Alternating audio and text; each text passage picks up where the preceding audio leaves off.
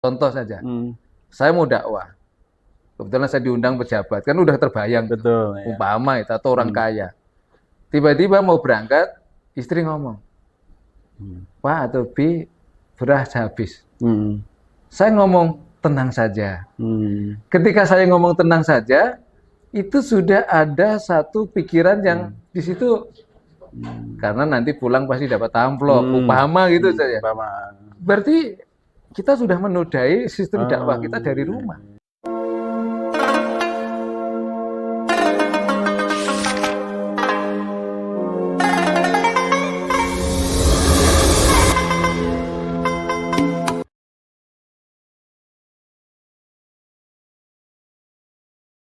Assalamualaikum warahmatullahi wabarakatuh. Waalaikumsalam. Kita berjumpa kembali di acara podcast Majelis Ulama Indonesia Kota Depok. Insya Allah hari ini kita hadirkan guru kita yang mulia Kiai Haji Abdul Rahman, dan beliau sudah jauh-jauh dari Kediri langsung ke Majelis Ulama Indonesia Kota Depok.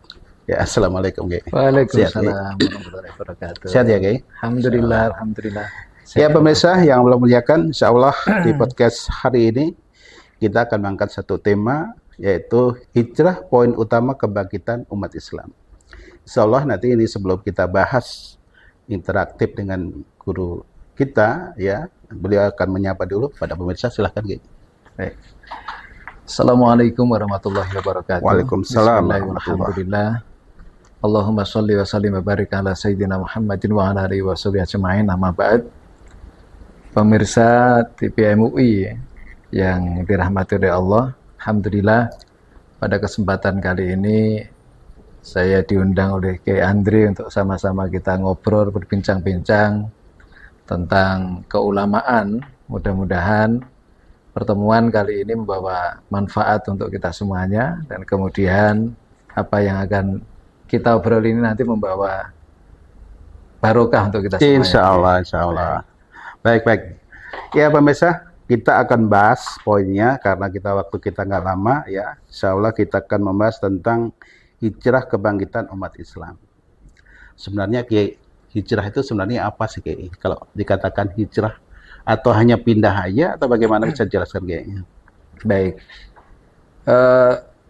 Pengertian hijrah mungkin secara sejarah hanya sekali terjadi di saat Rasulullah pindah dari Mekah menuju Madinah. Tapi hijrah sebagai strategi itu akan terus berkembang dan akan terus kita perbarui sampai akhir zaman.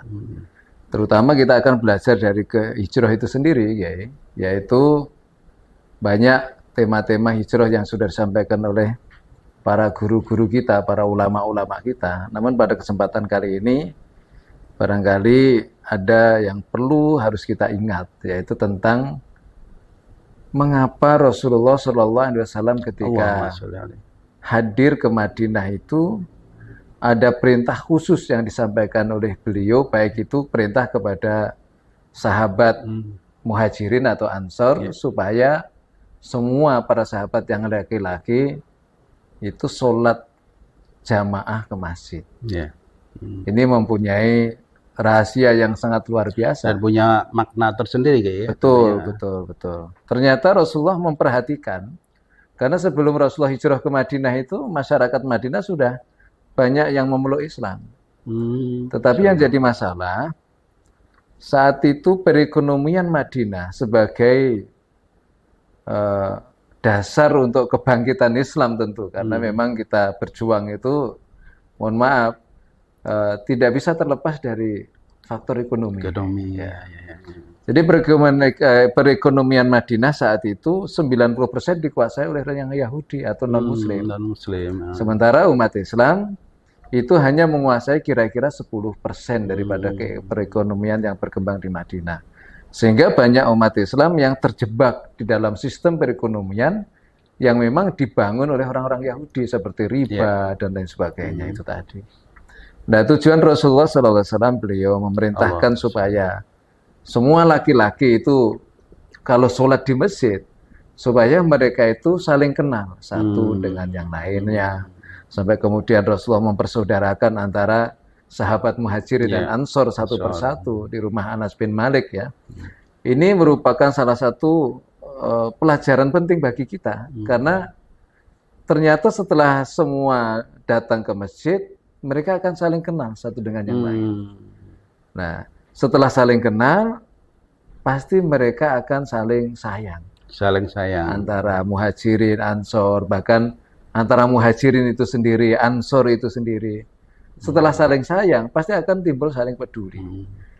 Nah, dari sinilah merupakan satu kekuatan yang paling penting, persatuan kesatuan yang didasari dengan saling menyayangi, saling peduli, sehingga pelan-pelan mulai membangun arah pergerakan daripada kebangkitan umat Islam yang filosofi yang saya artikan dari Rasulullah membangun saling peduli itu bukan hanya sekedar peduli dalam hal-hal yang bersifat sosial biasa. Ternyata Rasulullah ada satu isyarat yang kemudian dilakukan oleh Abdurrahman bin Auf untuk memperbaiki atau memperbarui atau membenahi sistem perekonomian.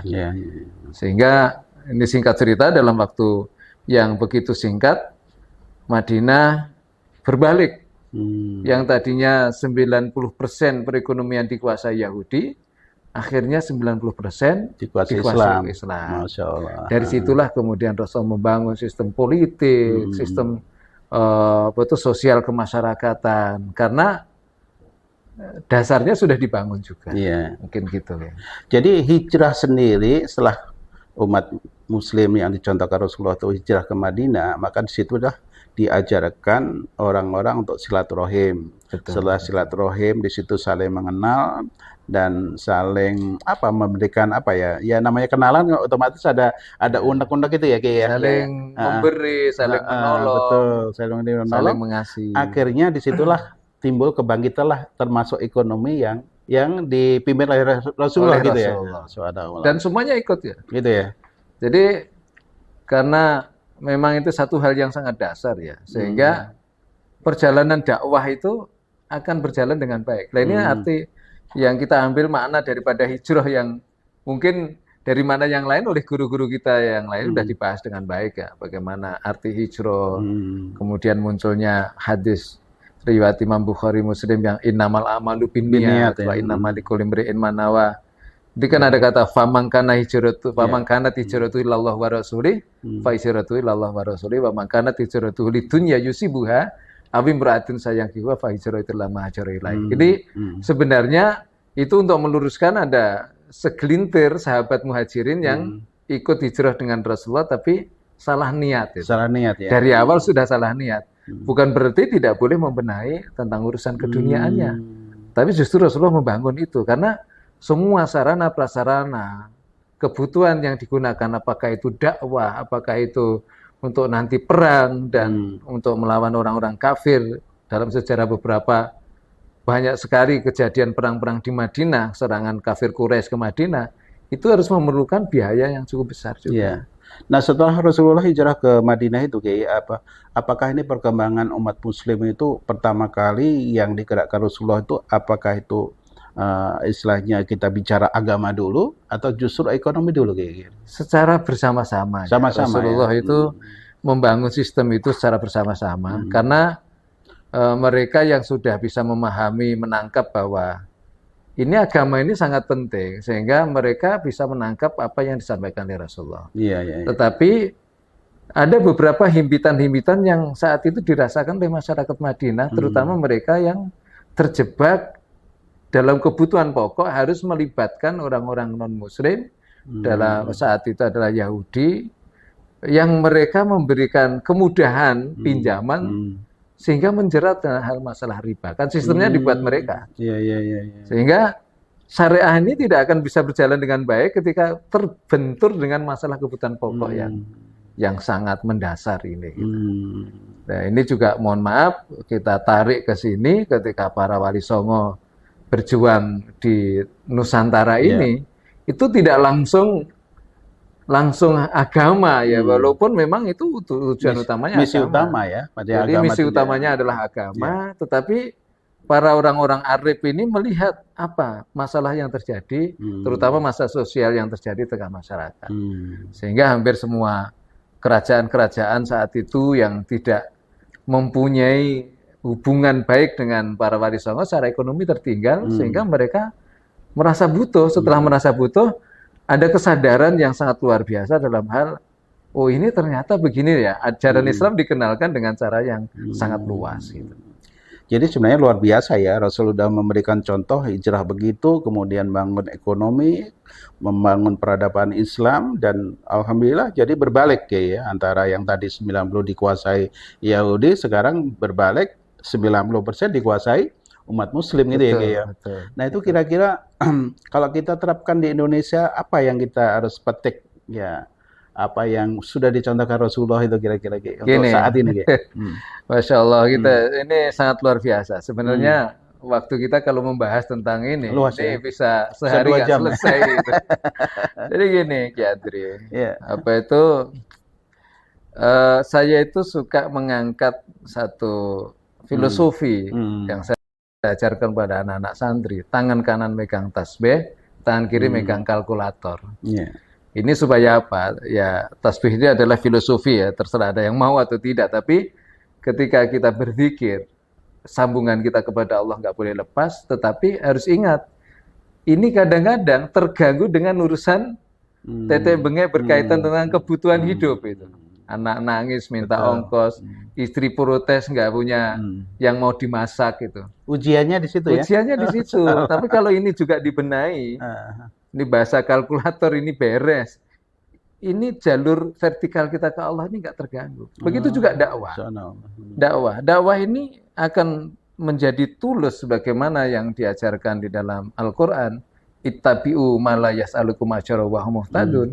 Ikuti orang-orang yang tidak pernah bertanya upah, karena dia akan menyampaikan ilmu dan dakwahnya itu dengan hidayah dari Allah.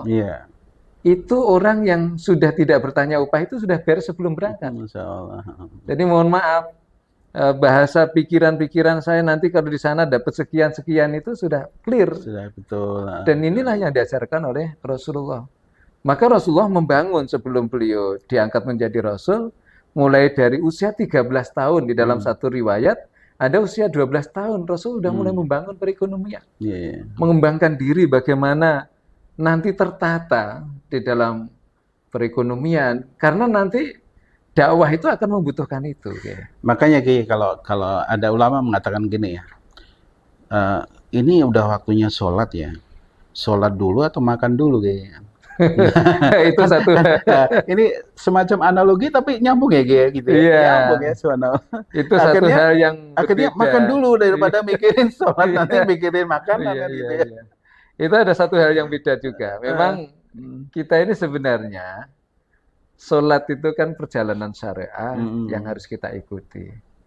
Tapi bukan hanya simbolitas luar biasa, luar saja. Tapi sholat itu sebenarnya sebelum kita sholat, hati kita sudah mempersiapkan untuk sholat. Allah itu sudah hadir, sudah siap. Kita tawajuh ke Allah, sehingga ketika inna sholati wa nusuki wa mahyaya wa mamati lillahi rabbil alamin itu selesai. Maka kemudian para ulama fikih membagi waktu-waktu sholat, ada abdol, ada ikhtiar, ada jawaz, bahkan ada tahrim. Ini harus dipahami. Kadang-kadang orang hanya memahami abdolnya saja. Sehingga ada beberapa yang kita kondisikan. Kalau memang ternyata makan itu tidak nanti merusak waktu kita sholat, ya jangan sampai kita makan, jangan sampai kita sholat, terus kemudian pikiran kita makan gitu. Karena salah satu makruh di dalam ibadah itu ketika kita memikirkan sesuatu yang kita pinginin. Makanya kita tidak boleh kan sholat di samping makanan. Sama juga, walaupun nggak di samping makanan, dalam pikiran Allahu Akbar, tapi yang kita pikir adalah menu-menu yang akan kita makan itu tadi. Jadi artinya gini, kenapa itu saya sebut kalau kita mau sholat, kata ulama katanya udah makan dulu ya daripada mikirin makanan dulu, nanti jadi sholatnya nggak khusyuk, dia bilang gitu kan. Nah artinya kita berjalanan hijrahnya Rasulullah itu dengan ekonomi itu, dakwahnya Rasul itu sebenarnya beriringan beriringan, sejalan, dan jadi itu penumpang. Ekonomi juga harus jalan juga. Harus ya, tidak. Seperti Kiri katakan tadi ya, kalau kita istilahnya mau ibadah pada Allah, tapi ternyata anak kita nangis, minta makan, nggak ada makan. Istri kita nggak bisa masak. itu akhirnya ganggu Pasti juga ya. terganggu. Ganggu ya. Dan bukan mungkin, pasti terganggu. Mohon maaf, sekarang mau jadikan satu contoh saja. Saya mau dakwah. Kebetulan saya diundang pejabat, kan udah terbayang. Betul. Ya. Umpama itu atau orang kaya. Tiba-tiba mau berangkat, istri ngomong, Pak atau Bi, beras habis. Saya ngomong, tenang saja. Ketika saya ngomong tenang saja, itu sudah ada satu pikiran yang di situ, karena nanti pulang pasti dapat amplop, umpama gitu saja. Berarti kita sudah menodai sistem dakwah kita dari rumah. Padahal saya ini kalau membaca sejarah ya dari sahabat, bagaimana persaingan antara Abu Bakar Siddiq dengan Umar bin Khattab yang begitu Masya Allah berjuang untuk Islam. Kalau mau mencontohkan, jangankan mencontohkan Rasulullah dan sahabat, saya itu nyontoh dermawannya, sakhoknya guru saya aja masih belum bisa gitu ya. Nah, disinilah orang-orang dulu, para ulama-ulama dulu, keberhasilan di dalam berdakwah itu begitu sangat luar biasa. Kenapa? Karena memang benar-benar lillahi ta'ala. Dan bicara lillahi ta'ala ini bukan masalah urusan hati. Penumpang-penumpangnya harus ditata, Kiai. Iya. Itu loh. Jadi saya mau ngomong ikhlas, tapi saya berangkat dakwah pulang, mobil saya nggak ada bensinnya, itu ya. Susah juga ya ikhlasnya. Nyinggung-nyinggung panitia gitu. Dan itu kenyataan kayak gitu banyak begini. Ini yang harus kita perbaiki. Ini mohon maaf nih ya, yang pemirsa yang dengerin ya, memang ada juga ya. Ini yang harus kita perbaiki. Karena apa? Memang itu satu kebutuhan pokok yang kita tidak bisa pungkiri. Dari awal saya sampaikan, hijrahnya Rasulullah itu semua terkait. Memang misi utamanya adalah memperbaiki ad-din, tatanan keagamaan manusia untuk baik di hadapan Allah dan di hadapan di kehidupan manusia. Nah, kalau sudah menyangkut itu semua harus terbenahi. Jadi Rasulullah nggak mungkin melakukan kegiatan ini tanpa membenahi semuanya.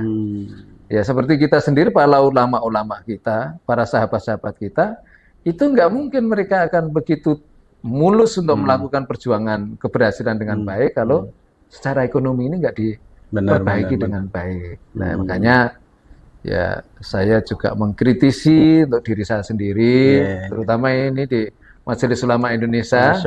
Jadi Majelis Ulama ini, saya itu ketika didapatkan amanah ini ya sebenarnya agak mikir, Masya Allah, kayak dikatakan musibah. Ini musibah besar, tapi dikatakan panggilan karena ini perintah guru gitu, perintah para. Ya saya cuman gini ya, barangkali dengan saya numpang di majelisnya para ulama ini, saya nanti ke bawah-bawah untuk jadi orang baik. Luar biasa. Karena saya itu mikir sambil pulang itu, kalau mohon maaf banget, kalau di neraka itu nanti ada beriman masuk neraka itu kayaknya kok masih pede gitu. Tapi kalau ada ulama kok masuk neraka itu Masya Allah malu-maluin. Gitu. Walaupun itu sama-sama nggak enak gitu. Itu yang kadang-kadang menjadi renungan saya dipanggil ulama itu atau berada di majelis ulama ini, harus terus menata hati, memperbaiki ya perilaku kita gitu. Tapi ini pas juga loh, Kiai. Ya pemirsa nih, Kiai Abdul Rahman ini kan beliau sebagai ulama dan juga sebagai pemotor untuk nyari duit di MUI Kota Depok. Amin. Sebagai bendahara umum, artinya bisa menopang semua ekonomi yang ada di Majelis Ulama Indonesia Kota Depok nih, Kiai. Berjuang untuk keuangan juga loh, Kiai. Amin. Sama-sama. Mudah-mudahan kita dengan berupaya, ya tentu berusaha untuk ya ikut andil semuanya. Amin. Sebisa kita. Tapi memang gini, kayak kita juga banyak melihat ya kondisi, ya mohon maaf nih, kan ada apalagi di akhir zaman ya, Ki. Ada ulama mengatakan ulama A, ada ulama B. Ini kan jadi perpecahan ya yang ada di Indonesia nih, Ki. Kira-kira ada trik nggak nih? Ini keluar sedikit, Ki, untuk menyatukan biar ulama itu satu visi dan misi gitu, Ki. Saya belum lama sowan guru saya, apa itu Kiai Haji Nurul Huda Jazuli. Beliau salah satu pengasuh Pondok Pesantren Al-Falah Pelosok Kediri yang alhamdulillah dari sekian saudara itu beliau masih ada dengan ibunya Hilal Badriah. Ketika saya berhadapan beliau masih sangat ingat, ini di kota kamu katanya dipanggil sebagai kiai, sesama kiai, sesama tokoh, nggak boleh saling menjatuhkan. Toreko Ploso, Toreko Al-Falah itu siapapun orangnya, kalau dia orang baik, orang berilmu, bahkan orang bertakwa, itu yang harus kita hormati. Masya Allah. Mau latar belakangnya dari mana? Imannya baik, takwanya baik, ilmunya tinggi, dan kemudian kita melihat secara dzahiriyah, kita melihat ini orang bertakwa. Masya Allah. Mau anaknya siapa, nasabnya dari mana, keturunnya dari mana, itu kita wajib hormat dan ta'zim. Karena kita juga melihat sejarah itu seperti apa Ikrimah, Daro, Waksi, bahkan Sayyidina Umar bin Khattab itu sendiri. Iya. Jadi artinya kita nggak usah istilahnya membuat satu perpecahan antara ulama gitu. Iya. Kalau kita pengen kuat nggak boleh. Masya Allah. Kita saling mengisi satu sisi, ada yang punya kelebihan di bidang ilmu ini, sisi lain begitu. Coba kalau ada sesuatu perbedaan itu kita tabayun, syukur-syukur bisa berjumpa, bertemu, diobrolin, dan nanti ada yang salah ya kita perbaiki, dan ada yang benar kita menjadi satu bahan masukan, jangan menjadi kesombongan. Dan kita ini akan saling tolong menolong ini bukan hanya di dunia aja Seki. Ya, dalam riwayat Ibnu Barat itu jelas sampai di surga itu kita masih perlu pertolongan saudara kita. Nanti kiai kalau di surga nggak lihat namanya Abdurrahman, kiai itu bisa minta sama Allah supaya diangkat itu loh, kiai. Itu penting. Makanya sebagai itu salah wasilah satu, saya ikut khidmah di sini biar numpang orang-orang baik gitu. Insya Allah. Ya pemirsa, ini memang bincang kita rada santai hari ini ya, mengupas tentang hijrah umat muslim, tapi ternyata hijrah sendiri yang harus dibarengkan itu, ekonomi itu harus jalan gitu. Jangan kita dakwah, ekonomi, politik dan sebagainya. Kita dakwah tapi kita sendiri kelaparan atau nggak bisa makan, dakwahnya juga nggak akan nyampe gitu.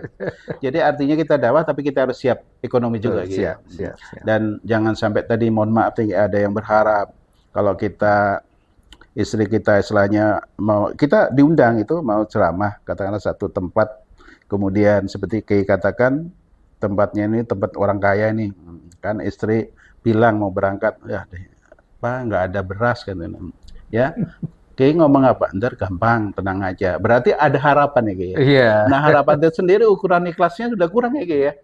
Merusak ikhlas. Pamangkana hijratul dunya disibuha itu tadi.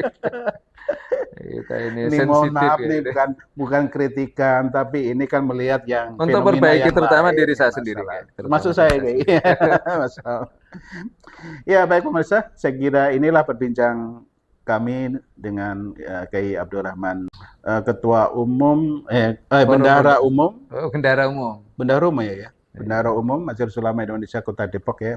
Insya Allah beliau sedang berbenah untuk Kota Depok, dan insya Allah Kota Depok 2 ini akan membangun tentunya gedung Majelis Ulama Indonesia diperbaiki. Mohon doanya, mudah-mudahan lancar nih ya. Ini bendahara kita doakan dia lancar ya. Amin. Para ulama juga pada sehat semua. Dan insya Allah ya dakwahnya mencapai derajat yang ikhlas lillahi ta'ala. Insyaallah. Baik, terima kasih Kiai. Terima kasih sama-sama. Mohon maaf apa yang disampaikan. Ya sebelumnya ini kita sudahi, silakan. Mungkin ada pesan-pesan terakhir, pesan sponsor barangkali. Alhamdulillah, mohon maaf apabila bincang-bincang kami atau saya dengan Ki Andre mungkin ada yang tidak berkenan. Semata-mata untuk memperbaiki diri, dan insya Allah kita ini diamanai oleh Allah Subhanahu wa Ta'ala untuk saling menjaga umat ini. Kita bersatu, kita bersama-sama, jangan ada kepentingan-kepentingan yang berkaitan dengan dunia yang akhirnya merusak di dunia kita juga rugi, Masya di Allah. akhirat naudzubillah kita nggak dapat apa-apa. Ini yang kita harus jauhi jauh Masya Allah. mungkin. Mungkin itu. Terima kasih. Assalamualaikum warahmatullahi wabarakatuh. Waalaikumsalam warahmatullahi wabarakatuh. Baik, pemirsa, terima kasih atas perhatiannya. Kita berjumpa kembali di podcast berikutnya. Kurang lebihnya mohon maaf lahir batin. Assalamualaikum warahmatullahi wabarakatuh.